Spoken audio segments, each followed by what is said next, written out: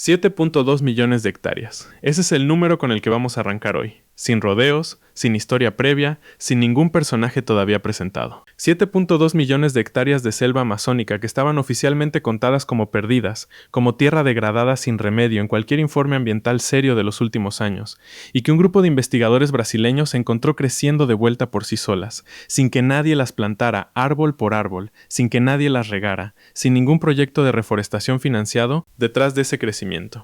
Para que ese número les entre en la cabeza de una sola vez y no se quede como una cifra más entre tantas otras que se olvidan apenas terminan de escucharse. Es un área más grande que todo el territorio de Irlanda, con sus condados, sus ciudades y su costa entera incluida. Un país completo de selva, recuperándose en absoluto silencio mientras la inmensa mayoría de las noticias sobre el Amazonas seguían hablando, mes tras mes, exclusivamente de incendios, motosierras y récords de deforestación. Todo arranca con el Instituto del Hombre y Medio Ambiente de la Amazonía, conocido en Brasil por sus siglas como IMAZON, y con dos investigadores en particular, Andrea Pinto y Paulo Amaral, que formaban parte de un proyecto de investigación más grande llamado Amazonia 2030, cuyo objetivo declarado era trazar metas concretas, medibles y verificables para el desarrollo sostenible de toda la región de acá a esa fecha. En medio de ese trabajo mucho más amplio, decidieron hacer algo que hasta ese momento nadie había hecho con este nivel específico de detalle y de rigor metodológico. Mapear, hectárea por hectárea, las zonas de la Amazonía brasileña que, después de haber sido deforestadas o degradadas en algún momento de las últimas décadas, estaban mostrando señales reales y sostenidas de regeneración natural, es decir, de bosque secundario creciendo por cuenta propia, sin ningún tipo de intervención humana posterior que explicara ese crecimiento. Y acá viene el primer detalle que a mí me pareció clave para entender la seriedad y la honestidad metodológica de este trabajo. Los investigadores tuvieron el cuidado explícito de excluir de su conteo final las áreas que estaban bajo la técnica agrícola tradicional conocida como poucio, esa práctica en la que los agricultores suspenden sus cultivos durante un periodo determinado, generalmente de hasta 5 años, para que el suelo descanse y recupere fertilidad antes de volver a ser destinado a la siembra o al pastoreo de ganado. Si hubieran incluido esas tierras dentro de su conteo general, el número final hubiera resultado engañoso, porque esas zonas específicas están destinadas, desde el primer día, a volver a ser taladas o cultivadas apenas termine ese periodo programado de descanso. Lo que Pinto y Amaral querían medir era algo completamente distinto y mucho más significativo. Bosque que estaba regresando de verdad, sin ninguna intención declarada de volver a talarse en el corto o mediano plazo.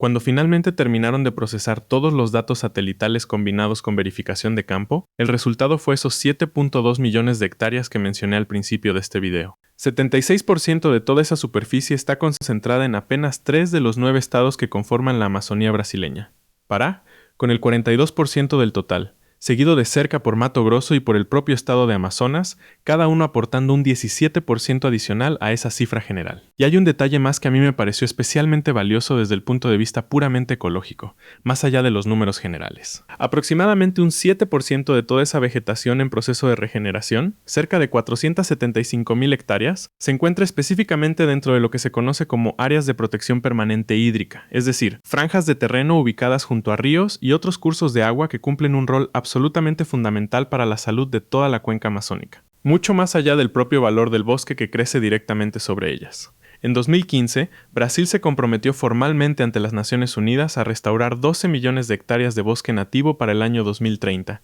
como parte central de sus compromisos climáticos internacionales asumidos en ese momento. Es un número que, dicho así de golpe y sin ningún contexto adicional, suena tan ambicioso como cualquier otra meta climática global de esas que uno escucha anunciar con bombos y platillos en una conferencia internacional, y que después parece diluirse silenciosamente con el paso de los años sin que nadie vuelva a mencionarla en ningún noticiero. Pero acá está el segundo hallazgo, el que conecta todos estos números sueltos que veníamos manejando con algo mucho más concreto y verificable. Según la evaluación de los propios investigadores de IMAZON, esas 7.2 millones de hectáreas de regeneración natural que ya están creciendo en este mismo momento, sin que Brasil haya gastado formalmente un solo real de presupuesto público en plantarlas deliberadamente una por una, podrían representar hasta el 60% de esa meta completa de 12 millones de hectáreas comprometida, ante la ONU hace ya más de una década, 60%. de una meta a la que todavía le faltaban varios años completos para cumplirse en el papel, y que muchos analistas y organizaciones ambientales daban prácticamente por perdida de antemano, dado el ritmo sostenido de deforestación que seguía golpeando a la región en paralelo año tras año, sin ninguna señal clara de desaceleración. Esto no significa, de ninguna manera, que Brasil ya cumplió esa promesa internacional, ni mucho menos, y en un momento les voy a explicar con detalle por qué conviene tomar este dato particular con bastante cautela antes de sacar conclusiones apresuradas. Pero sí significa algo que pocas veces se dice en voz alta cuando se habla públicamente del Amazonas en cualquier medio de comunicación. Mientras las cámaras y los titulares se concentran casi exclusivamente en la destrucción, en los incendios forestales, en la tala ilegal documentada por drones y satélites, existe otro proceso corriendo en paralelo, mucho menos fotogénico y mucho más silencioso, que hasta el momento exacto de esta investigación específica, absolutamente nadie había logrado medir con esta precisión y a esta escala territorial. Y para entender por qué esta regeneración espontánea tiene tanto valor económico además del ecológico, conviene mencionar un dato adicional que suele quedar afuera de la conversación pública. Según cálculos del Foro Económico Mundial, restaurar una hectárea de selva amazónica mediante regeneración natural, dejando que el propio ecosistema haga el trabajo sin intervención directa, cuesta apenas alrededor de $50. Restaurar esa misma hectárea mediante replantación total, con viveros, personal contratado y seguimiento técnico constante, puede llegar a costar hasta $2,000, 40 veces más. Multipliquen esa diferencia por 7.2 millones de hectáreas, y van a entender por qué este hallazgo de Amazon no es solamente una buena noticia ecológica, sino también una noticia económica de una magnitud que todavía no terminamos de dimensionar del todo. Ahora, si se quedaron solamente con la parte más optimista de esta historia hasta este punto del video, tengo que corregir un poco el rumbo, porque los propios autores del estudio fueron muy claros en un punto específico que la mayoría de las coberturas periodísticas sobre este tema, buscando el titular más llamativo posible, dejaron completamente de lado. En el propio informe técnico, advirtieron, con una frase que vale la pena repetir casi de forma textual, porque resume todo el matiz que le falta a este tipo de buenas noticias cuando se resumen en un titular de 30 segundos. Que el avance continuo de la deforestación activa y de la degradación forestal, combinado con los efectos cada vez más severos del cambio climático, puede afectar de forma grave la capacidad de regeneración natural de todo el bioma amazónico en su conjunto. En otras palabras, y quiero que esto quede bien claro antes de seguir, este proceso de recuperación espontánea que acabamos de describir con tanto entusiasmo no es un mecanismo automático, ni mucho menos garantizado para siempre bajo cualquier circunstancia. Es una capacidad biológica que la propia selva todavía conserva en este momento puntual de su historia, pero que depende directamente de que la presión humana no la empuje más allá de cierto límite crítico. Y ese límite, según otros estudios científicos publicados en paralelo sobre el estado general de salud de toda la Amazonía, podría estar mucho más cerca de lo que cualquiera de nosotros quisiera admitir cómodamente. Si la superficie total deforestada del bioma llega a superar entre el 20 y el 25% del territorio original, existe un riesgo real y documentado de que el ecosistema entero entre en un proceso de colapso que los propios científicos especializados describen, sin medias tintas, como irreversible, alterando de forma permanente el régimen de lluvias regional, la temperatura de toda la cuenca y el ciclo del carbono que sostiene buena parte del equilibrio climático sudamericano, con consecuencias que de ninguna manera se quedarían contenidas dentro de las fronteras políticas de Brasil, sino que afectarían directamente a las más de 400 comunidades indígenas que dependen exclusivamente de ese bosque para sobrevivir día a día. Es decir, la misma selva que hoy demuestra tener una capacidad de autorregeneración sorprendente, capaz de recuperar por sí sola un área del tamaño de Irlanda entera sin ayuda humana directa ni inversión pública deliberada, es también, al mismo tiempo y sin ninguna contradicción, una selva que, pasado cierto punto de no retorno, podría perder completamente esa misma capacidad de la noche a la mañana en términos ecológicos. No estamos hablando de una fortaleza infinita ni de un sistema que se autorregula sin límite alguno. Estamos hablando de una ventana de oportunidad concreta que, según los propios científicos que llevaron adelante este mapeo tan detallado, se está cerrando en paralelo a la misma velocidad exacta con la que la naturaleza intenta abrirla del otro lado, en una especie de carrera silenciosa entre dos fuerzas que avanzan al mismo tiempo, sin que la mayoría de nosotros nos demos cuenta de que esa carrera siquiera existe.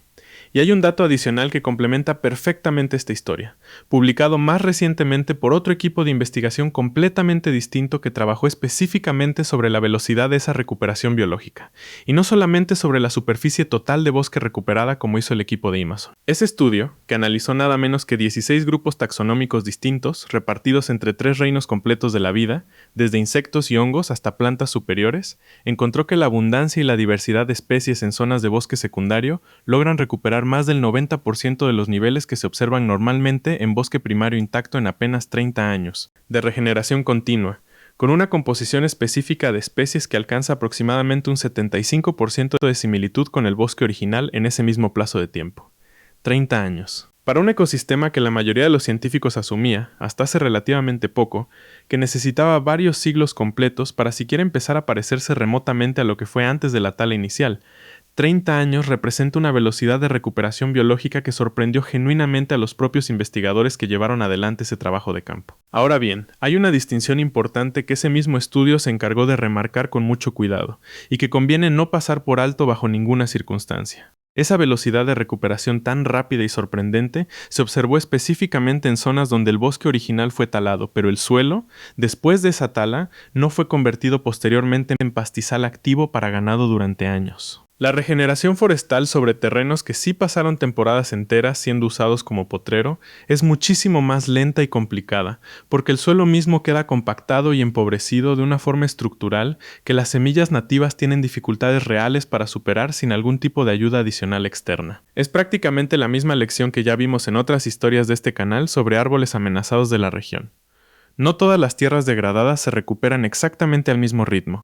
y el tipo específico de uso que tuvo esa tierra antes de comenzar su proceso de regeneración importa tanto, o incluso más, que el simple tiempo transcurrido desde el abandono. Así que, juntando estos 3 hallazgos completos que acabamos de repasar, el panorama que queda sobre la mesa es bastante más complejo, y honestamente bastante más interesante, que un simple titular optimista de la selva se salva sola, o un simple titular alarmista de todo está perdido. Existen, ahora mismo, en este preciso momento mientras ustedes escuchan este video, 7.2 millones de hectáreas de Amazonía regenerándose por cuenta propia, un proceso silencioso que podría cubrir por sí solo más de la mitad del compromiso climático que Brasil asumió formalmente hace ya más de una década ante toda la comunidad internacional. Existe, además, evidencia científica sólida y bien documentada de que, bajo las condiciones correctas, un bosque tropical puede recuperar la enorme mayoría de su biodiversidad original en apenas 3 décadas, una fracción absoluta de lo que cualquier científico serio hubiera imaginado posible hace tan solo unos pocos años atrás. Y al mismo tiempo, coexistiendo con esas dos buenas noticias,